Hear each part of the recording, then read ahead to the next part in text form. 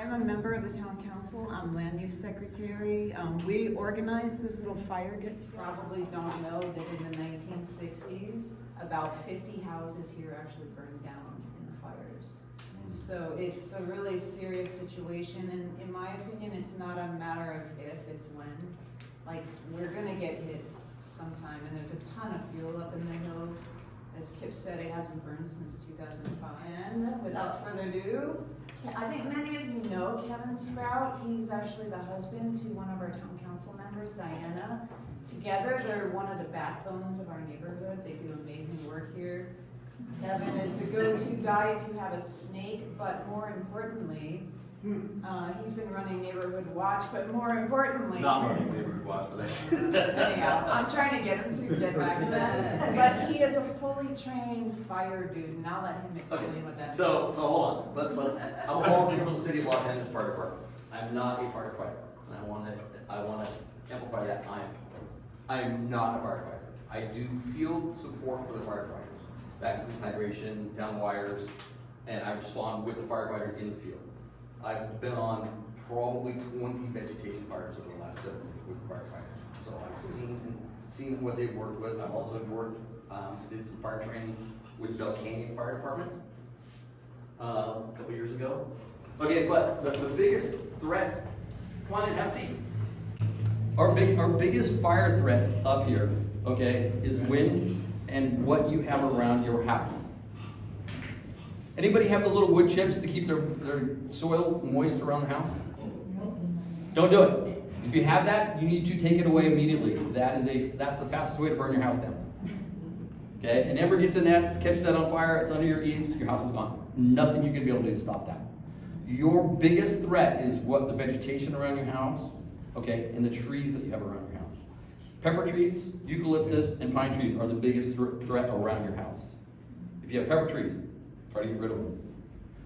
The pepper tree itself burns, but anybody that has a pepper tree knows that leaf field that's underneath it, that's like gasoline. Just throw a match on there, it's gone. And once that catches, the tree goes with it. Eucalyptus. Eucalyptus has they burn very quick and very hot. They do shed a lot of leaves. Most people kind of rake those leaves up because they're larger leaves, so they don't usually have as big of a leaf field underneath them. And pine trees, everybody knows what a pine tree looks like when it burns. You know, it's every major forest fire is pine tree driven. All right, pine needles on the ground. Again, it's the stuff on the ground that actually starts the tree on fire. It's not the tree starting itself on fire. Another thing, people put sprinklers on their roofs, thinking that they're going to protect their house with a sprinkler on their roof. Envision a 45-mile-an-hour wind at 8% humidity. How much water do you think is going to actually come out of that and do any good in any regard? At 45-mile-an-hour wind, you're watering your neighbor's roof. Okay? It's not a roof. I can guarantee it's not falling on your roof.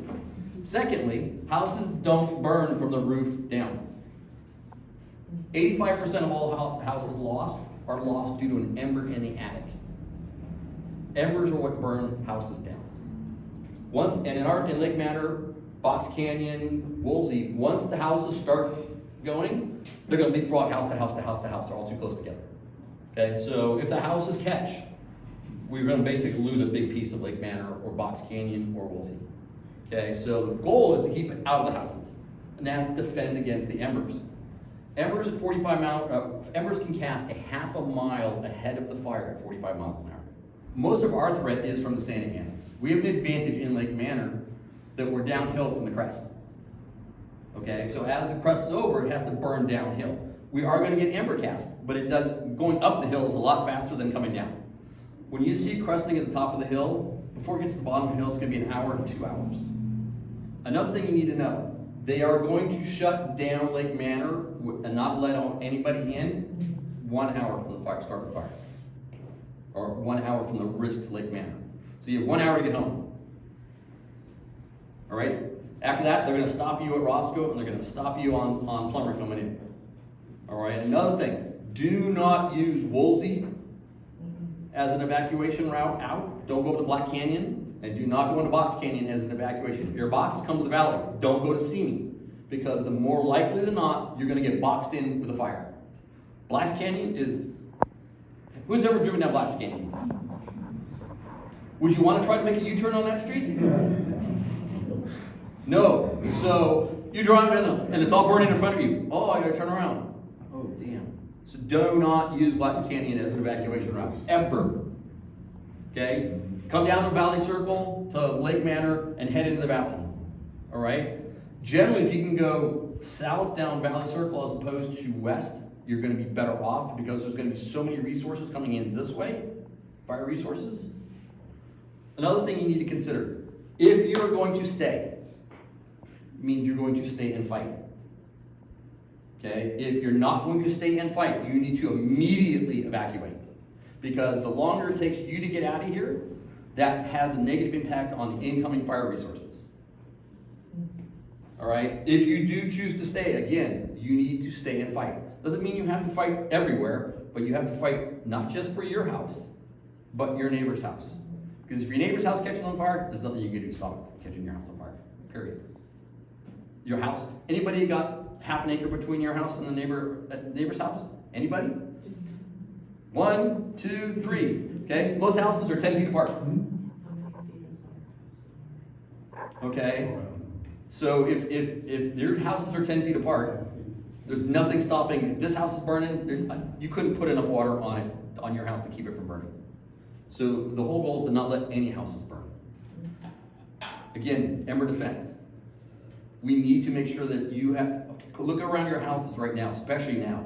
Any leaf litter on the ground, you want at least a 15-foot fire retardant space around your house, as much as possible. Anything between yours and your neighbor's house, you don't want any dead brush there whatsoever. No firewood. If you have firewood, you want to make sure it's covered. Okay? If an ember gets in your attic, you're not going to know about it until it's too late. Anybody have the attic or roof vents on their house? How do you close them off during a fire? You need to close them off. Trash bag. Trash bags are a good solution. What is? Trash bag. You can also use a fire blanket and some cord. You put these over the top of your vents and just tie around the vent. All right? These are designed to put fire, smother fire. This will keep the fire from getting in your vents. But you keep these in your kitchen too. If you ever get a kitchen fire, just throw this on top of it and just smother it out. Better than firing off a fire extinguisher and having to clean up for a month. What is this called? It's called a fire blanket. Oh, yeah. You can talk to Ace, he actually sells them here. There's another guy up here, Ace. Sherwin. Sherwin. Thank you. He's a friend of ours. He actually, years ago, I told him about he needs to be more prepared, and now he actually sells fire supplies. So you can we'll be able to talk to him if you're interested in getting hoses, fire blankets, anything else that you want to possibly get. He's the guy to talk to. Okay? You still have to defend your homes. If you're going to defend your homes, it means you're on your house, you probably don't need a fire hose unless you live on the edge. Adam, you live on the edge. Okay? If you don't live on the edges, you're not likely going to need a fire hose. You're mostly going to just need a garden hose. But if you have a spigot in the front yard and one in the backyard, you want a hose on each thing. You don't want to have to be dragging a hose around. You want to be able to catch the embers before they start anything big. What if we have If you've got a hydrant, all good. I know you guys have a we hydrant. should get a hose for the hydrant. Yeah, and we're going to talk about hydrants in a few minutes. Okay? I've been talking to a few people, Adam, about if you're going to hook up to a fire hydrant. The fire department's official position on connecting a fire hydrant is you can't. Okay? In reality, and I've worked with the fire department and I've talked to fire chiefs, and they go, if we come rolling up and you're hooked up to a fire hydrant and you look like you know what you're doing, they're going to the next house. Okay? Because they don't have enough resources. They can't dump 100 fire engines in here. Okay, and that's how many it would take effectively for you to, cover the perimeter. Fortunately, most of the fires that we get come from the northeast. They're going to come over the top of the mountains. We rarely ever see anything coming from the northwest. It's almost always from the north or northeast. So that's our big focus on where we want to defend. Anything on the north, we got to defend, and mostly towards the west. Once it gets into Box Canyon, it does its own little wind thing because it's in a canyon now and it's not necessarily gonna follow the same wind patterns. So and anywhere down Box Canyon could be a big threat. Also, Box Canyon is very narrow and it does create its own wind channel in itself. So if you're gonna hook up a fire hydrant, don't be the only one on the fire hydrant. If I come up and I need to hook up my fire hose and you're the only one on there and you're blocking the only spigot on that hose, we're gonna have a fight. All right? As much as I want to say that, if it's your house or my house, that's an important statement. This is called a gated Y. Okay, all hydrants up here have a 2.5 and a lot of them have a 4-inch connection. Leave the 4-inch connection for the fire department. Hook up the 2.5. Screw this on. It has two 1.5 valves, hose points on the outside of it. You connect the one and leave one open for your neighbors. Even if the fire department, if it's only got a 2.5, leave one open for the fire department. Okay? They may kick you off, but they may leave you alone. This is how you keep your neighbors happy. Work with your neighbors, talk to your neighbors. If you're working with your neighbors, come up with your own fire plan. If you guys want me to come down and talk to you, I'm happy to come talk to you. But you have to have your own fire plan on how you're going to defend your block. Okay? If you live on a periphery, your goal is to defend the fire coming up as much as anything else. One of the things I want to explain to people, you want to let the fire get as close to your house as possible before you put it out. That may sound counterproductive or counterintuitive, but if you put it out right outside of your house, it's never that you now have this big dead zone, so it can't come back to your house. You can't get an ember kicking in the bush. It's all burned out. You want to make sure that you've created the biggest fire barrier you possibly can. As soon as after the Woolsey fire, the fire department changed the policies on how they fight fires now. When we have a thing called the San Susanna Mutual Threat Zone up here. If there's a house fire or vegetation fire up in our zone up here, LA County, LA City, and Ventura County all respond with full assignments. They now are very aggressive about fighting fires up here because they understand if we catch it early, we can actually kill it. All right, so when there's a fire up here, everybody's coming until somebody calls up and says, hey, we don't need all these resources. That's a good thing. Helicopters are very fast. We had a little fire a couple weeks ago up here in Chatsworth, right off the railroad tracks. Some friends of ours lived there. A homeless guy started the fire there. Okay, the fire department, the address that was given was up off of Red Mesa, which is up off of San Susanna Pass Road. But the fire was actually right down my Chatsworth Park North, off of Fairlawn. But the person who called it in was up off of Red Mesa. So that's the reason they called it from there. But that's actually not where the fire was at. They kept it to 3 acres. They hit it with 5 helicopters, LA County, LA City and LA County fire helicopters, okay? And 10 engine companies hit that. They knocked it down. The next day, there was a flare-up from one of the hot spots. Again, things don't, just because they look like they're out doesn't mean they're out. The line fire in San Bernardino just had this problem. They thought they had it all out. They had it 84% contained and then sparked back up again in the canyon. And it burned hot for another 3 days and caused an evacuation in Big Bear. Just because until they say it's 100% contained, it's not out. As Kim showed on that fire, you want to go back to that one map? Go back. When we had the 2005 fire, it burned across the top of the ridge, all right? That was the first day, and it passed us. Everybody's like backing off, oh great, we're out of the fire risk. Well, guess what? The wind turned to onshore and blew it back up. I don't know if I get it. You can just use Oh, there we go, previous. What do you want to get? all the way back to the map, the burn map. All right, that fire was not the same kind of fire that we always normally get. Normally it burns through and goes straight south, or straight southwest. That one didn't. And if we understand that just because the fire is past us doesn't mean it's out. All right? So let's just keep that in mind. You guys do need to look at around your houses. Your trees around your houses. If your trees are within 10 feet of your roof, you need to trim them up, even green trees. The California, the live oaks out here that we have a lot out here, they actually don't burn What burns the leaf underneath them? If you have a live oak on your property, I recommend you try to keep them raked up. The leaf litter is actually really good for the tree, but if it catches on fire, it's gonna burn everything else. So leaf litter is actually the biggest threat around your property, other than debris around your property. Embers in the attic is the other thing. You gotta block it. Anybody have the little wood chips to keep their soil moist around the house? Don't do it. If you have that, you need to take it away immediately. That's the fastest way to burn your house down. Okay, an ember gets in that, catches that on fire, it's under your eaves, your house is gone. Nothing you're gonna be able to do to stop that. Your biggest threat is what the vegetation around your house, okay, and the trees that you have around your house. Pepper trees, eucalyptus, and pine trees are the biggest threat around your house. If you have pepper trees, try to get rid of them. The pepper tree itself burns, but anybody that has a pepper tree knows that leaf field that's underneath it. That's like gasoline. Just throw a match on there, it's gone. And once that catches, the tree goes with it. Eucalyptus. Eucalyptus says that they burn very quick and very hot. They do shed a lot of leaves. Most people kind of break those leaves up because they're larger leaves, so they don't usually have as big of a leaf field underneath them.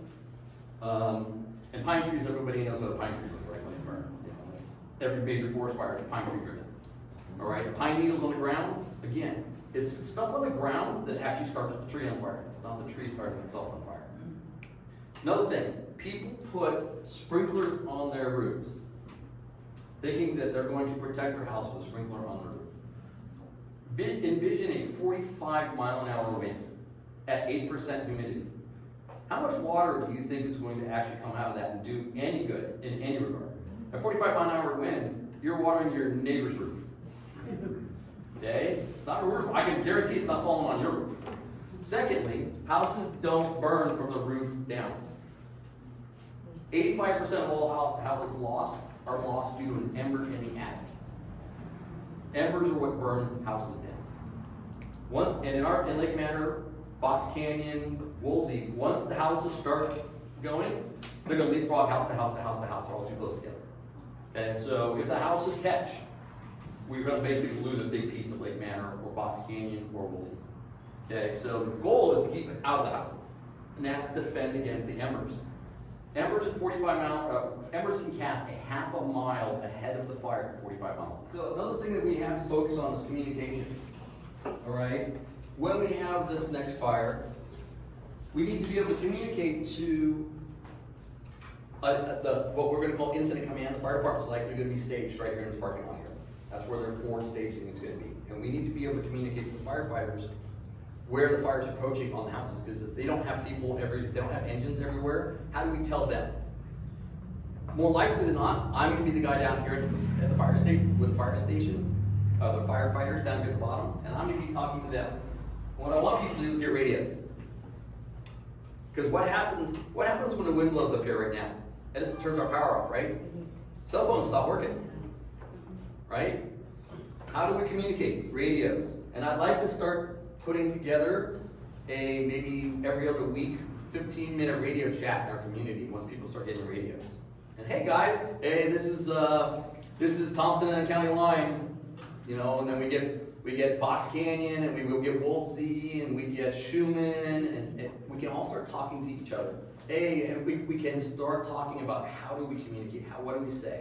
When we talk on the radio, you want to keep your communication short and concise, plain language. Okay, we have a wildfire approaching our house at this address. Boom. That means we're going to see if the engine. We're going to tell them, and they're going to see if they can get a strike team up there to defend that area. They're not going to have enough engines quickly in here to actually cover all of where we're at risk. If we can help them with information, that's our goal. Radios. I bought this really nice set of Cobra radios. $106. Really nice set, right? These are full ham radios. I do not have a ham license, so anybody that works with the FCC, I'm sorry. I do not have a ham license. A pair of these, $60. Those are a half-watt radio. These are 8-watt radios. Which one do you think is actually going to communicate better? Okay. If you need, and if you guys do get these, reach out to me, I'll program it for you. I have all this already pre-programmed, I'll just load it right in for you. No problem at all. But communication is one of our greatest points for success. All right. When we talk about fire hoses, you know, this is a standard 1.5 inch fire hose. All right.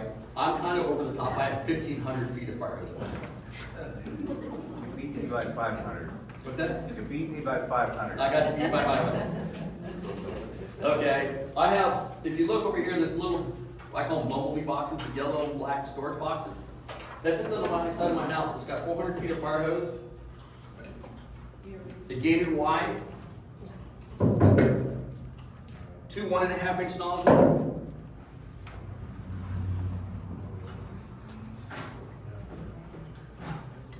A 3/4 inch. It's a they call it a garden hose, fire hose, but it's actually a fire hose. And I have a reducer to go from a 1.5 to a garden hose connection. But you can use any garden hose as necessary. All right. Getting hose lines out is the most important thing you're going to do for defending around your property. All right. If you, like I said, you want them in front and back. Doesn't matter what kind of nozzle you put on, as long as you can spray distance. Again, if you're going to stay and fight the fire, you need to work with your community, work with your neighbors and everything else. For my purposes, the way I'm going to be looking at this is I'm going to connect a 1.5 inch hose on the end of this thing, and I'm going to extend it out to the peripheries that are around me. And then from that point out, I'm going to send out my 3/4 inch hose as my firefighting unit. And this is what I'm going to be fighting for. So I'll strip maybe 300 feet of fire hose out to 1.5 inch as a supply line. And then these, I move around in the brush to actually fight the fire with. You can also get a 1 inch instead of a 3/4 inch. I just like this because it allows me to also hook up to a garden hose at somebody's house, garden spigot at somebody's house. Is that a 100-foot hose there, Kevin? This one is a 50-foot hose. Maybe it's 100. Looks Not a lot, maybe it's 100. I can tell you, this is a 100-foot, 1.5 inch hose.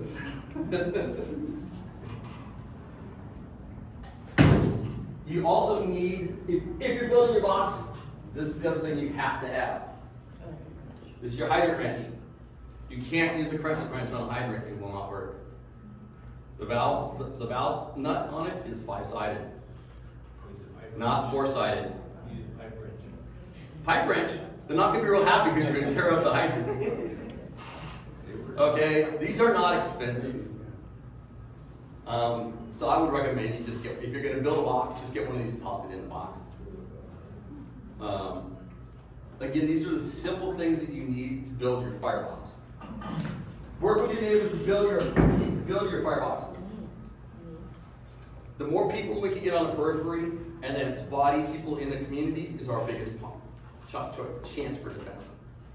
If the fire department tells you to leave, how about they put in mandatory evacuation? Mandatory evacuation can't force you to leave. All right? They're going to make you sign something saying, I'm leaving and I'm taking my, I'm accepting the risk by staying. But they're still going to come defend you. If the fire's moving in the houses, they're going to be defending you first before they defend houses. All right? Just be aware of that. When fire apparatus are coming in, get out of their way. I can't tell you how many times I'm out with the fire department and people, we're coming with lights and sirens on and people are just stopping in the street. Get out of the way. Guys, what do you want them to do? Run you over? When we had the Woolsey fire and it closed the 101 freeway, everybody was coming up Valley Circle. And then they saw the sky crane dipping in the dip tank that was out here in the field out here. And everybody wanted to stop and take pictures. Eric, my partner back there, he also works volunteers with the fire department. We came out to look and see what was going on, and Valley Circle was blocked up with traffic because everybody wanted to take pictures of the helicopters. And so he and I are out there, move. You are blocking fire traffic. Okay? The fire department is the most important thing that we can do to allow in here. Okay? So, and another piece of this puzzle, this is my neighborhood watch side. right after the firefighters leave, looters will be coming into the community. That's a common thing that we're starting to really see now. Right after fires, looters come. House structure fires in the valley. As soon as the fire department leaves and the homeowners are gone, looters are in the house. Here too. What's that? Here too. Yes, we had a fire literally right up the street up here, and the looters were in the house that night. Okay, so looters are going to be in the neighborhood. This is again, eyes, people. We start looking after each other. If we don't look after each other, we're gonna have problems. That's my speech for neighborhood watch right now. Anybody have any questions? You said something about, letting the fire burn as close as. Yes. Can you elaborate on that? Because for me, like if I saw the fire coming, my goal is I want that out. So I wanna know. So you know. let's say you live on the along the fence. Okay, you want that to burn right up to the fence. Because once it burns the fence, it's not, and when you put it out right at the fence, it can't burn to the fence again. The closer you can get that fire break to your house, the better off you are. You mean to They're your creating- property? I mean, well, your property. Your But property. if your house is right on the edge of your property, that may correlate still. So just to clarify, because when I heard you first, I'm thinking, okay, so if and I have a tiny front yard, maybe 15 feet, I'm thinking, well, I should let it burn halfway up. No, No. don't. I know, that's what I mean. You don't I want know. the fire on your property. That's clear. Fire department's goal is everybody evacuate and all the houses are empty. Okay? I know Lake Manor, and that's not how we roll. So I'd rather you guys be prepared. This is why the fire department was not invited to this, because they have a different agenda. Hey, on that note, Kevin, could you talk a little bit about who might consider staying and who should not consider staying, and if people do consider staying, the minimum stuff that they need? Yes, so we talked about it. You need to be physically capable to withstand temperatures, smoke. Okay, if you have breathing problems, leave. Without a doubt. If you have mobility problems, leave. You're not going to be an assistance, you're going to be a hindrance. You're going to need additional help that's going to take away from the firefighting resource. Okay, so if you're not capable, and if you're staying and defending, okay, like I said, a minimum that you have to have is garden hoses on your front and back of your house. Another thing that I suggest if you're going to stay, get a fireproof shirt, fire-resistant shirt. All right, you can buy and use on eBay for about $40. You can buy brand new ones for about 100, 120. All right, this is going to reduce the possibility of you getting burned. Most clothing today are poly cotton blends. The polys all burn; they melt. Okay. Another thing you might want to consider getting. You want to have goggles, full seal goggles. Not safety glasses, but full seal goggles with foam around them, all right? You want to get a helmet, because if something falls or something comes blowing off on you, you want to be able to protect yourself. This is what I wear with the fire department, all right? This is called a fire shroud. It keeps the embers from going down your neck and around your head, all right? So this protects me with my shirt. An N95 mask is a strong suggestion, but a wet t-shirt will work just fine. You need to reduce the heavy particulate smoke going when you're inhaling, no matter what you're doing, especially since we're all going to be downwind of the fire. Okay. Once the fire's past us, we're not likely going to be worrying too much about it, other than paying attention. But if you're actively fighting it, you need to be able to withstand what's going to be coming. Fire shirt, helmet with fire shroud, an N95, and goggles. All right, that's going to be minimum that you should have. Leather gloves. Hands, that's right. Yeah, and leather gloves, not nylon back with leather palms. The nylon melts. You want full leather gloves. Is there a map that you have of where all the fire Hydrants? are? Well, I started working on one. I haven't finished that mapping. What you really want to do is understand where your fire hydrants are within 2 blocks of your house. And you need to know what size pipes they actually have on them, what size fittings. Do they have a 2.5 and a 4? If they only have a single 2.5 and a fire engine comes up, you're getting kicked off the hydrant. Okay, if they have a 4 and a 2.5 or two 2.5s, they'll leave you on, they'll let you stay on it. All right, but fire department is going to take priority on that hydrant because they have the tools and the knowledge. Another thing you might want to think about is getting a hoe, a rake, or something else. So if the embers come in, you can rake down what it is. You watering it's great, but that doesn't mean it's all out. You need to water and rake it. You know, anybody go camping? And when you put a campfire out, you stir the coals, right? Well, I'm gonna say a shovel. Yeah, Very shovel. helpful. Shovel. Well, most everybody has a shovel. So, but the problem, the thing is, the shovels are great, but you're kind of doing this with a shovel as opposed to a rake, where you're actually getting a good Yeah. spread. You could throw dirt on a fire to kill it. Yeah, but you may not put the embers out. Right. Well, yeah. I've seen that happen where you throw fire dirt on the embers, and the wind blows the dirt off a little while later, and now you got an ember kicking back out of it. Again, putting the embers out is the most important thing. Hey, Kevin, how are you gonna know when you need to get out of here? When is the average person who decides to stay? If the houses are starting to burn and they're burning on your street, leave. Okay, you're not stopping them once they, the fire department's gonna be doing structure fighting. Okay, you guys shouldn't be looking at yourself as a structure firefighter. You got another question back in the back? Yeah, I wanted to see if you could go over the fire blankets for the attics. Do we need like mounting points for those? Do those just? No, you're just trying to encapsulate that whatever your vent is. You put it around, tie a cord around it. This is gonna lay down around, hopefully you have enough around it that this lays flat on the roof. Really, you're just tying it onto whatever it is so it doesn't blow away. Okay. Okay? If you have like a peaked roof and that metal vent, Yeah. anybody ever seen those magnetic doors sock symbols, the little signs for the people put on the side of their cars? Yeah. Yeah. You can buy that magnetic sheet stuff and just slap it on that grate. Oh, that's. Guess what? You just close it off completely. So if you have a 2-story, that might be a little more work. You might have to get a ladder up and put it up. But that's the fastest way you can close that vent down. Perfect. We're gonna actually go up and show people how to hook up the hydrant and what you need to do with the lines. That's only for people that want to learn more about the line management. 1.5 is as big a hose as you want to deal with. Okay, and even with a 1.5 at 200 pounds, you're gonna be leaning into it. All right, so you have to be prepared to when you charge that line and open the valve, that hose is gonna jump. Well, another thing, when you're charging a line, make sure that line's all fully extended out. Okay. If I set this down on the ground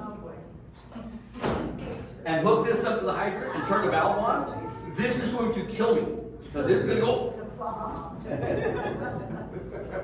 Okay, you want to stretch your hoses all the way out. You can have this going through it, okay, but you don't want any coil whatsoever and try to reduce any knots in it because as soon as that knot pops, something's going to jump. But if you leave it like this and you charge it, somebody's going to die. Probably you.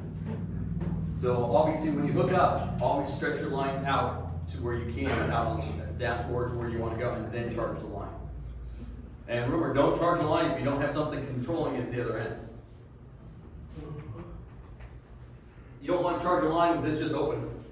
You're just wasting water. So you put a valve on there, and as soon as you charge the line, it's probably not going to fill up any water until you open the valve at the other end. Can you show the valve just for... So again, this is a nozzle. You don't need to buy expensive nozzles, guys, just buy a plastic one. If you guys are looking at being professional firefighters, you can go out and you can buy the $140 nozzles. This is a $20 nozzle, it's like this is not cheap. This is $300 to $400. Okay, we need to warn everybody, this is $300 to $400. Kevin, I manufactured the same for $189. Okay. Brass or all aluminum? Brass with that With the aluminum. aluminum mask. Okay, well there's your supply guide for your valves. Okay, this is called a gated Y. All right, 2.5. This is a 2.5 in, 1.5 out. You don't ever wanna go 2.5 in and 2.5 out, because you just cut your water supply in half. By coming in 2.5 and coming out 1.5, I actually will probably only reduce my supply by 20%. So the fact that, sure, when you can get these cheaper than everybody else sells them, that's a good thing. Talk to this guy. He's your guy for supply. Single wall hoses are good, but they're susceptible to rupture, especially when vehicles go on over them. I have these for my house, because I live on the wrong side of the street for my hydrant. This allows me to put a 1.5-inch hose, lay it down in the track, and put it back and leave it across the middle of the street, so when the engines drive over them or cars drive over them, they're not popping my hoses. The problem that when we teach people to go over hoses, you go over one wheel at a time. And the reason we do that is so that you allow the hose to collapse in one point. If you hit it with 2 tires at the same time, you create a pressure bowl in the middle. You're compressing it on both sides, and you can actually rupture the hose between the tires. Well, when you're talking about, like, I live on Thompson, and I gotta go straight across the road, I'm only giving people exposure to hit it with 2 tires at one time. So that's why I have those. So I can put that'll support a fire engine going over my hoses. 25,000 pounds. Who can supply those? Well, you can. I bought those from Amazon, but you can also make them out of plywood. Guys, just buy a sheet of plywood, build your own stack. You want it to be at least 1.5 inches tall for 1.5 inch hose, so that it's got some place to compress into it as the engine goes over it. A plywood ramp works just fine. You definitely want it to be at least 3 feet wide. Okay, and you want 2 of them. So you give people a little bit of wiggle room to get over the top of this thing. Your hydrant's actually on your side of the street, right? Yeah, but it crosses Rollins, the one street, the hose would cross that one street, but yeah, it's on. Okay. It's on the correct side. So again, defending the hose is going to be important because people are going to be exiting, and engine companies are going to be coming in. And when they drive over your hose, they will blow your hoses up. Especially if you're only running single wall hoses, which is what most people are going to be buying because double wall costs twice as much. But they do have a higher rupture rate. So if you want to spend the money, go ahead and buy the double wall. Well, so does everybody have a plan for evacuations in their homes? Do you guys have a way of, like, if you can keep all your documents in the cloud, that's a great solution for you. Yes, there is potential for security risk, okay, but you can do some encryption that you put it in the cloud so it's encrypted, and that way you just connect to your documents that are actually in the cloud at home. You don't have to worry about copying copying at all. They're already out your house. You know, almost everybody has a Gmail account, right? You have Google Docs or Google Drive or whatever it's called. You can store a lot of stuff in there, and actually Google's a pretty secure place. So everybody's aware. Google's one of the more secure storage locations you can get. They have so much stuff going against that, for them. So if you want to keep all your documents and like your documents on your computer, just link right to your Gmail cloud. You're good. Another thing, after earthquakes, this little piece of paper can save lives. Okay, I suggest if you get these, and Sherwin brought 100 of these so we can hand these out to everybody for free. When you get them, staple bandages in the corners. Leave the sticky, take the wrapper off, but leave the part that defends the sticky on. Just staple them in the corners. You don't have to find tape. Band-Aid. What's that? A Band-Aid. Band-Aid, bandage, Band-Aid, yeah. Whatever. Adhesive protection, wound protector. Okay, and the reason is you don't have to find tape. It's already attached. You just pull it out, stick it on the window, and stick it on the front door. Don't stick it in the window because people were walking towards your door. Stick it on the front door. But this one piece of paper can save a life. It's a very cheap way of saving lives. Okay. All right, thank you. We're gonna go out and find a fire hydrant and show everybody how to be done. Set up like this. This is a 4-inch on this side. This is a 2.5. Again, I strongly suggest if you have a 4 and a 2.5, only hook up 2.5. Don't bother with the 4. Let the fire department handle that one. All right?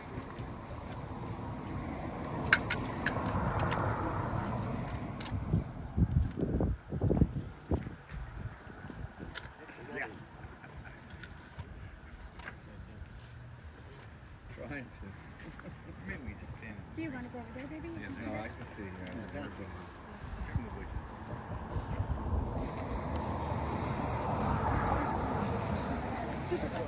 On the end of these things is a little nut wrench. It's so you can pull it down and tighten it up. All right? Even if you get a little leak out of this, you don't care.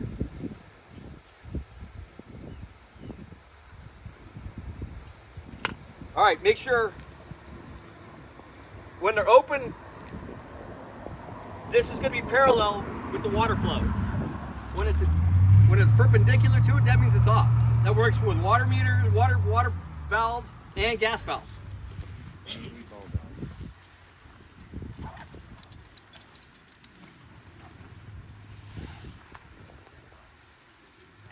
Yeah, really, stay away from that. I know, right?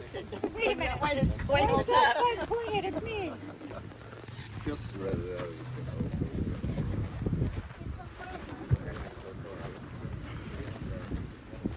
Which way are we going? Probably that way. Is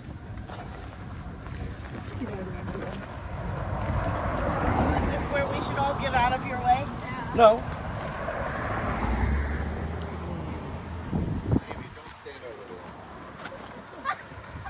But like I said, you want to extend it before you charge it.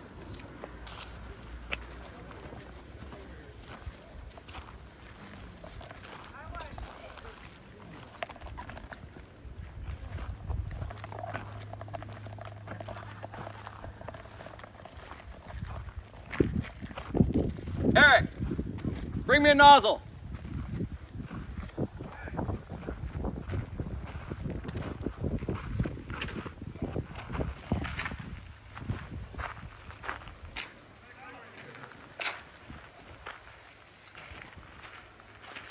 Look it up. The other hydrant's right down there, remember? Yellow? Yep. Look it up. You get ready. I'm going to charge you up, right?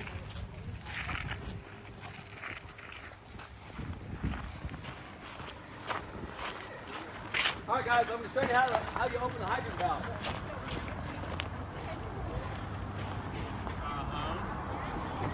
Eric, you ready?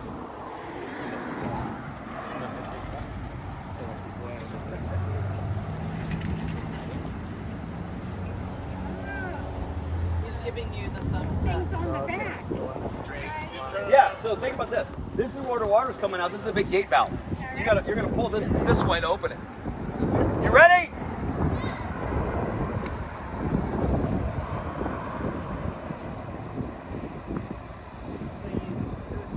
The gate's closed. Yeah. Okay, so you want to charge it first this way. Coming up.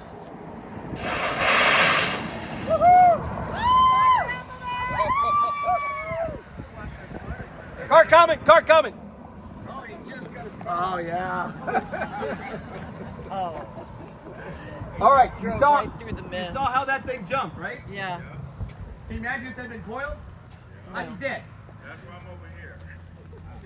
Hey Kevin, what's the other valve? So this is a 2.5 and this is a 4. Okay? Don't worry about hooking up the 4. Let the fire department hook up to that one. When he pulls up, he's gonna take this one always. Okay? So by having that Their own valve? what's that? Both have their own individual openings? Yes, they have their own valve. So this is the valve for this side and this is the valve for that side. Okay?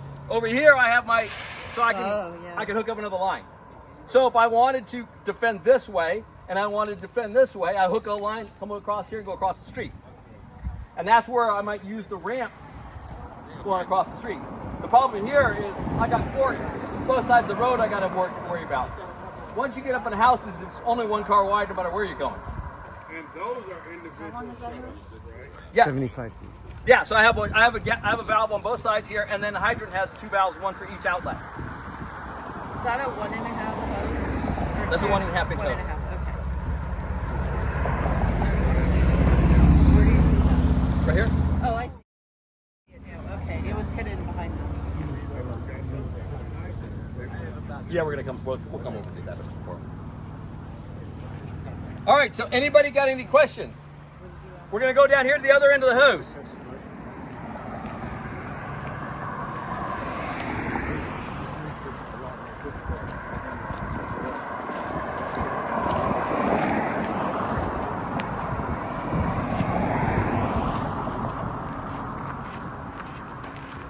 You ready to show them mist versus stream? Yeah. Come on over, guys.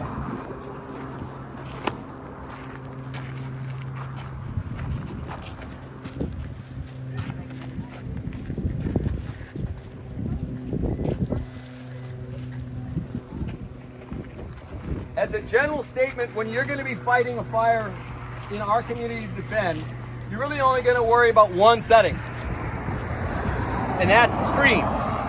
Okay? You'll see the firefighters use mist when they're going into a building, so they create a water Shield. like curtain. Okay, but that's not how we're fighting a fire. Okay, you want to give me some water? Stream. Yeah, stream. All right, Hang on, let's go. go ahead. That's what you want. That's how you're putting the fire out. Okay, that's what you need to look at. You saw how as soon as he opens it up, it's going to kick on him. So when you're doing it, you want to have your feet front to back, not side by side, because I've seen more people do this when they open that valve. Although he's got a little more weight than most of us, so he's less Okay, of the a... thing is, okay, using your forearms. Hold it like this, okay? If you don't, it's going to get jump. away from you. Yeah. So you want your hand right into the nozzle. Stance like that. So it's not going to kick. Forearms. You've got to make sure you have forearms, okay? If you're not having forearms, okay, you can be like this. You're going to fracture or break your bones. No, one person. This is one person hose. Unless you're very lightweight. Tina might need a second person because she's all of what, 100 pounds? Yeah, once it opens up, it's actually a little easier to control. It's when you first open it, it's going to really jump on you. Can you adjust the pressure Why would you? if you were not as strong to hold the amount of pressure? Serious question. What he's asking, like, how much do you need? Well, the problem is that when you reduce the pressure here, you reduce the range that you can fight. Okay, so you're better off having range. You can reduce pressure at the nozzle still. Okay, although usually because it opens up as a valve, a stream, right, and goes to a mist at full open. So the first is Yeah, you can get a ball valve on the end of this, but you'd be better off controlling the pressure at the nozzle side as opposed to running back there. Now, another thing I want to emphasize: as much as possible, you should be doing this in twos. Okay, you always should have a buddy that you want to work with, even if it's your wife. Okay, because if you get knocked down, who's calling for help? When he gets out there, gets stupid, you get the call for it, right? That's how that works. Okay, if for some reason that nozzle and fitting hits him in the head and knocks him out, you're the one that's got to call for help. That's the one thing that we train with CERT, is you do everything in two or more. Okay, now, two or more maybe we have two hoses out when we're 100 feet apart, but that's two people still together. I'm monitoring him and he's monitoring me. All right, but if at all possible, don't do stuff by yourself. I can't guarantee that's not going to happen, but your risk goes up exponentially when you do it by yourself. Any questions? Anybody want to come check this out? Anybody want to fire at the nozzle? Come on over here. Kevin, also the other thing we remember, okay, is you've got this charge, you're going to hold this, and the car comes going over, it's going to stop it. And you should be wearing red or something. So, I mean, hold it. What? Yeah, because it shuts the pressure off. Don't give it to I'm going to turn it on. Feel the pressure? Yeah.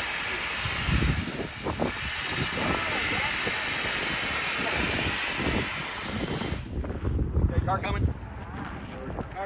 Kevin. What do I do? Okay. Hold on to it, like right here and here, okay? Left or right, the stronger you are, okay? Because, okay, just turn it here, but, hold on to it real tight, okay? Okay, sometime, right? One hand here. 200-pound guys. All right, the other way. Go on, no, you're right. Open it all the way up. Go on. Oh, That's seriously, Yeah. you gotta be Yeah. bruised.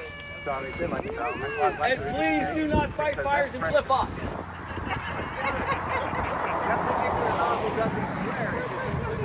No, it can go all the way open. yeah, stream first and fan. It opens as a stream and it closes to a fan. Well, a lot of them start as a fan and close as a firefighter, you want to stream first. You don't want to go all the way open again. So it's backwards in firefighting. Okay, so your left and right handed. Okay, so I'm right handed. So so if you get on this side here, which is your strongest side? Because I hold that, okay. Yeah, all right. See, like what's gonna happen now is, okay, you're right, this right, like what's this hand here, okay, is holding it. So I've got it, okay. If you're doing this hand here, it's gonna go like this. Okay. Right, so you want to get it on this side, right side. So if you're right-handed, come on this side here. Okay, so I'm coming. Yeah. Otherwise, what's going to happen? Okay. Okay. Oh, don't turn on yet. I'm not doing anything. Okay. Not until you say. Okay, so. Okay. Make sure this is, this, what, like. Go ahead. Open up. Wait, Hey, I'm coming.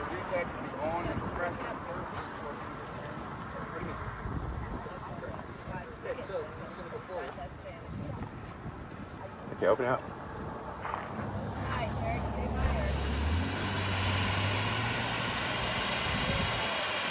You have more? Good job, Diana. Why do you open up? It fans out. So when you open, it's a stream, and then after that, it fans out. Good job.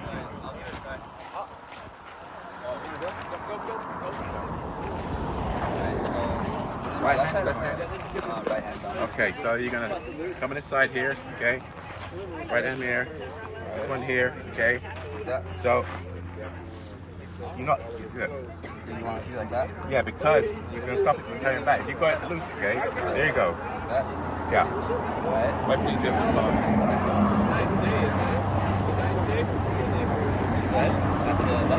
Yeah. Go ahead.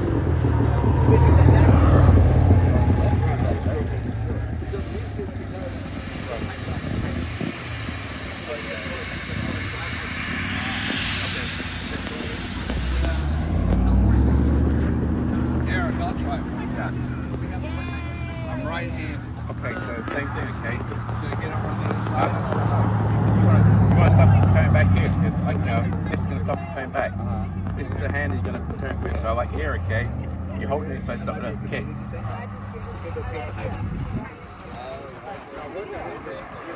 just hold it like this. Yeah.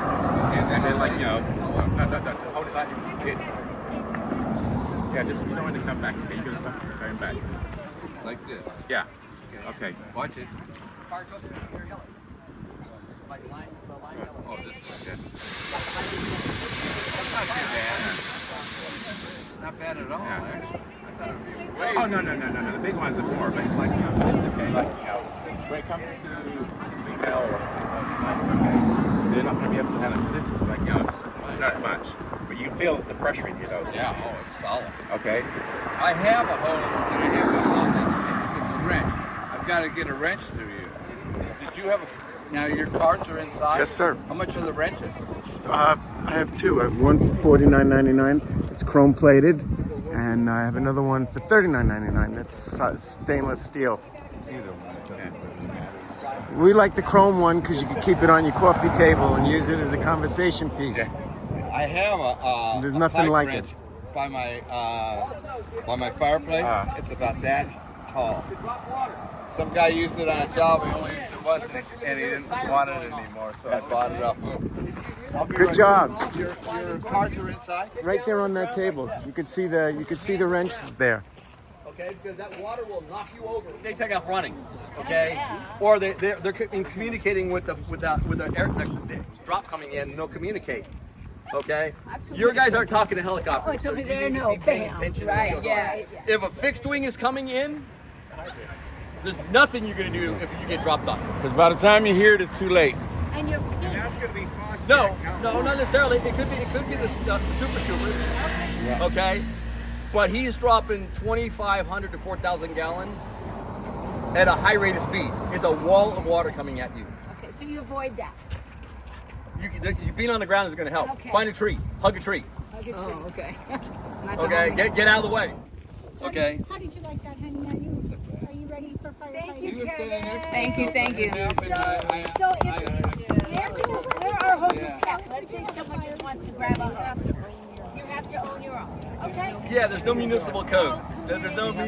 I have hoses on all my neighbors around me. I'll let you know where they are. And like I said, I have two of those, that box like that I have in there.